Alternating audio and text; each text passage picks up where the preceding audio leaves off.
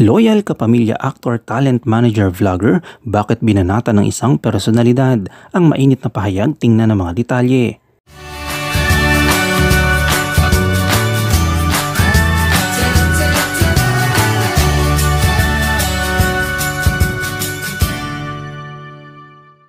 Si OG Diaz ay hindi na nakatiis na makisawsaw sa issue ni na sex bomb EC Trazona Aragon at ang kanyang anak na si Andre Trazona o kilala rin bilang Sofia.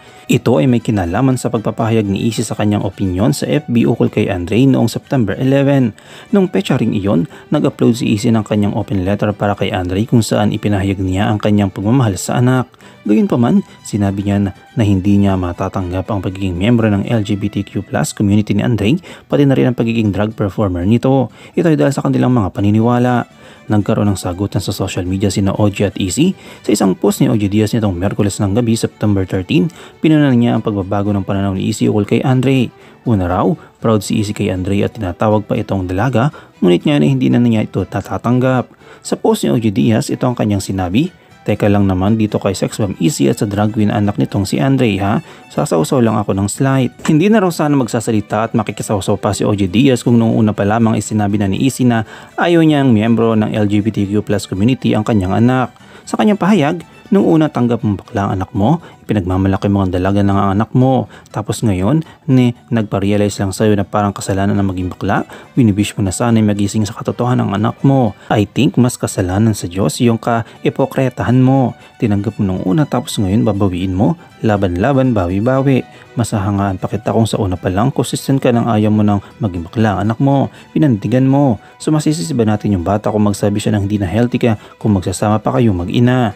Tila hindi rin nagustuhan ni OG Diaz ang pagpopost ni EC sa social media, sa halip ay naniniwala siya na mas mabuting pag-usapan ng mga bagay na ito ng pribado bilang isang pamilya.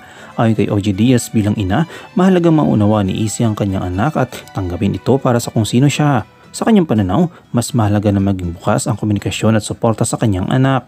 Dagdag pa ni OG, mas nakabubuting maging tapat umano si Andre sa kanyang pagkatao kaysa maging lalaki na may mga bisyo o magdulot tapasanin sa kanilang pamilya. Dagdag pa niya, Diyos ko, kahit maging pusa o sarena pa yung anak mo someday, anak mo yan, tanggapin mo.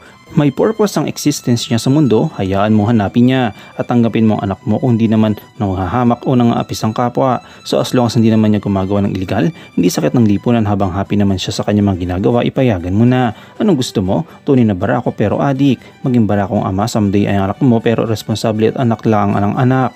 Maging barakong politiko ay anak mo pero kurap. Diyos ko, yung pangalan mo nga, baklang bakla, narinig ka ba sa amin? Anong yung komento kaugnay dito? Shoutout tayo kay Karel Kong, kay Farida2295 at kay Vince Villacruz. I-comment mo lang ang inyong opinion sa comment section at huwag kalimutang i-like, i-follow, i-subscribe ang bcgram.net para sa mga latest happenings.